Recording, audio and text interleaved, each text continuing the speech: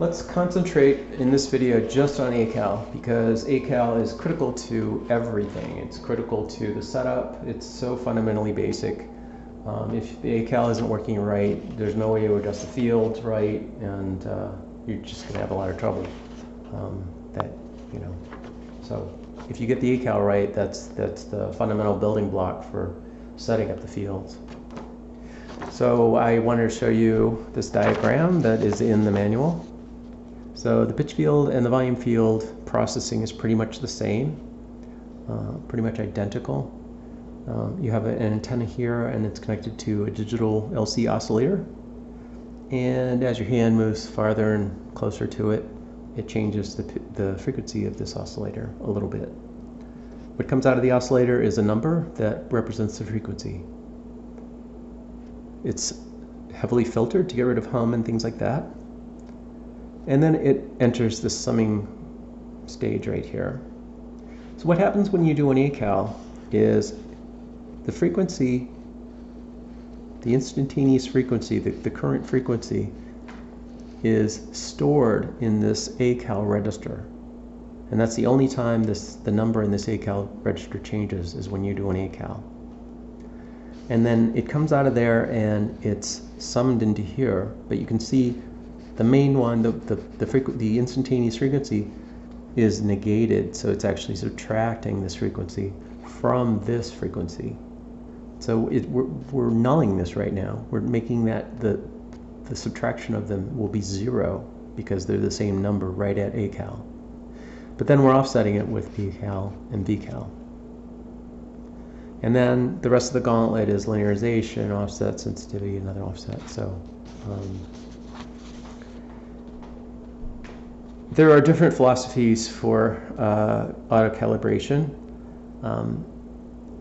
Things like if you own a Theramini or a Clarivox, the auto-calibration also messes with the sensitivity and location of the fields. And I think that's a mistake because these knobs don't really ever need to be adjusted after you set them the way you like them. Even the calibration knob doesn't need to be really messed with after you set it the way you like it. So if you have a procedure here that adjusts for environmental capacitance, why are you messing with the entire setup of the fields? It doesn't, I don't know. All it does is make the auto-calibration more complex, time-consuming, and opaque. And if you don't have these knobs to adjust, then you can't tweak it afterwards. And I think tweaking it is kind of where the game is. You really want to be able to adjust all this stuff, but then forget about it because you don't need to mess with it ever again unless, you know, there might be reasons, but they're not common. Like if you set it on a metal table or something, yeah, okay. But you know, if you're setting it on a stand in the same old room, you stand at it and it's you. None of this junk's going to change. So the D-Lev just does this one thing. It just offsets the null point with the auto-calibration procedure. So the auto-calibration procedure is quick, simple, very repeatable, and painless. So I'm going to go to the system page and set the weight to, I don't know, 30 or something. Just to 30 will give us 3 seconds because it's tenths of a second. I'll go to the main page. So what do you need for a good ACAL? You have to have, this is absolutely essential, you have to have a good ground. If you don't have good ground, none of this will be consistent. The fields might feel small or inconsistent. A good ground at any theremin is just absolutely essential. Second, you need a very physically secure and stable setup of particularly of your antennas. You want them, you know, playable and where you want them and everything like that. And you don't want the whole thing moving around too much. You know, it can rock a little, I guess, but you know. And when you press the the encoder to do the auto calibration, it will rock, and that can kind of confound things a little bit too. But well, anyway, what do you do? So you want it as stable as possible and physically, you know, in place so that the antennas don't move after you've done the ACAL, and when you're trying to set up the fields in particular. You want everything to be very repeatable and steady. So what we'll do is we're on the main D-Lev page, and to initiate an ACAL, we'll press this encoder. And I will pull my arms back. I'll stand in playing position, but I'll pull my arms back to my body. But that's all I'm doing. I'm not moving away. I'm standing here and in playing position where I would normally play. And what I'll do is watch this center LED, and it will blink at a 2 Hertz rate, so we can count to know when, if we set the timer really long for whatever reason, you can count this to let you know when it's done. And when it stops blinking, that's when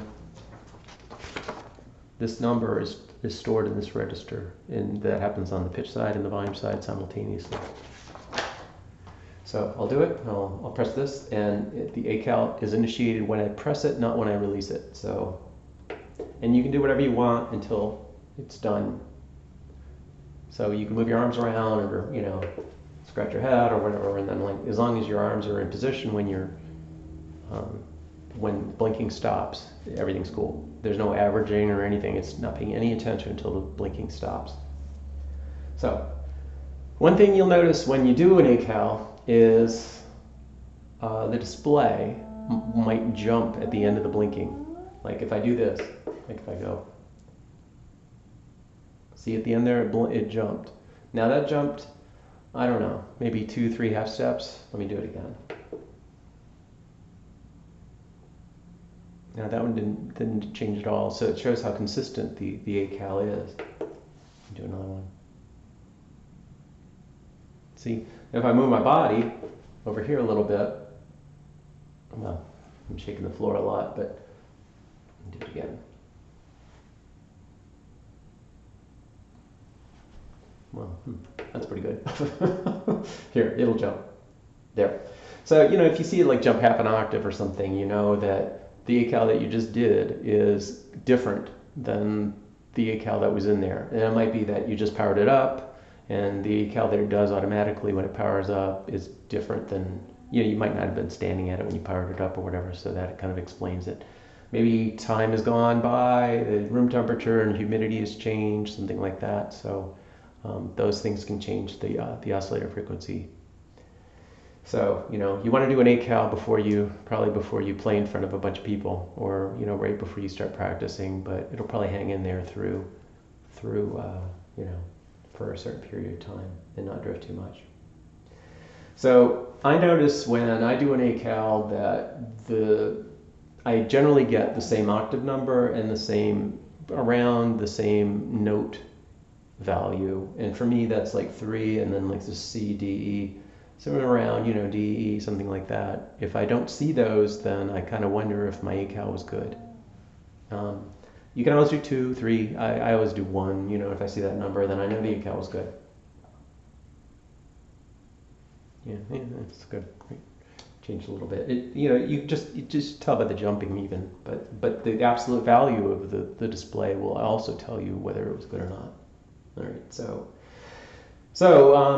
can you can have other positions. You can, and in fact, I did for years. I would put my hand on the controller in a very, well, the plates were further apart from the controller, and I would put my hands in a very known position on the controller and initiate the ACAL. You know, you can do that, and actually then you can turn the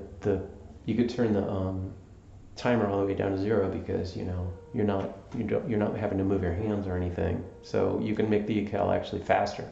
But your hands are closer to the antennas in that case, and then the number is squirrelier, so you're not getting as good of an ACAL as if you pulled your arms back.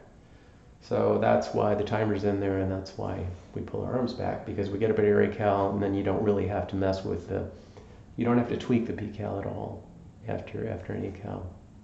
So, but I want to show you that is possible, so let me do that. So right now I have VCal 15 and PCal 32, and that's set up so that, you know, so that the near field, that the far field is the same as the near. It doesn't matter what we set PCal or VCal to, the near field will always pretty much be the whatever we set the sensitivity to. So I like 4.5 steps. So out here, even we get 4.5 steps. Out here we get almost, well, we get 4.5 steps. So I like that. I like that sensitivity, and so that's what we'll be looking at. So what if I put my hands on the controller in a known position? Here, let me try it, okay? Very known position. I'm still in playing position too. My body hasn't moved. And I'll press the ACAL button. Okay, see that it jumped quite a bit, and that which shows us that this ACAL is very different than the other one. And if I pull my hand away at all, it's pegged. So this is unplayable. Right, so what do we have to do? We have to adjust PCal. So I'm going to go to the P field page. All right, make sure the lift, this is a new knob, turn the lift to 0. All right, so now we're going to adjust offset. No, we're going to adjust PCal until we get the same far field sensitivity as the near field, until we get 4.5 steps for me. So I'm turning up 32, 50, 60. No, we're still not even getting a response out here. Still pegged. This is 100. Still way too much. 115. Oh, 115 doesn't seem too bad. Maybe 114. Yeah, okay. 4.5 steps. So I'm getting, so I have to set PCal to 114 for if I do an ACAL with my hands on the controller. And the V field is more involved. All right, I'm on the V field page now. I'm going to make sure drop is 0 because that makes things nonlinear. I'm going to go to the volume page, and I'm going to set the knee to 0. All right, so those two things mess with the linearity of the field. And then I'm going to go to the V field page, I guess. I could go to the main page too, because all I'm changing here is VCal. So VCal right now is 15, and what I like to do is I like to calibrate the volume field so that my open closed hand gives me exactly 1 LED change, and these LEDs are 12 dB. So let's see what the bottom LED is. Oh. Let's see, that's like, I'm getting like 3 LED change so it's way off. But all I have to change is VCal. So it's at 15 now. Let me go to, I did this before, so I'm cheating. Let me try 60.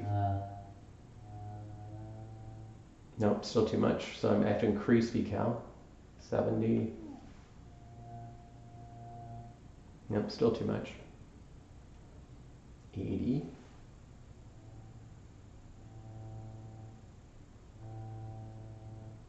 It's close. 82. 83 maybe. So so there, you know, I can then reload my voice again.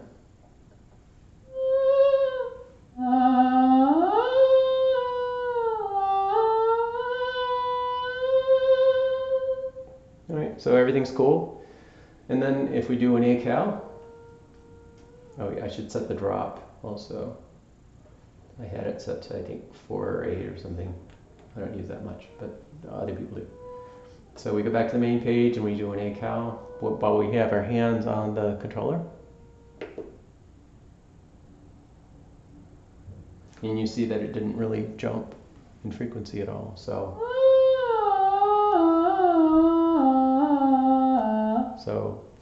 that's a good calibration, auto calibration. But you know, if you do ACAL with your hands on the thing, you might find yourself having to tweak PCal a little bit to get the far field sensitivity the same as the near field. But the volume will probably be all right. So, okay, I guess that's about it. Thanks.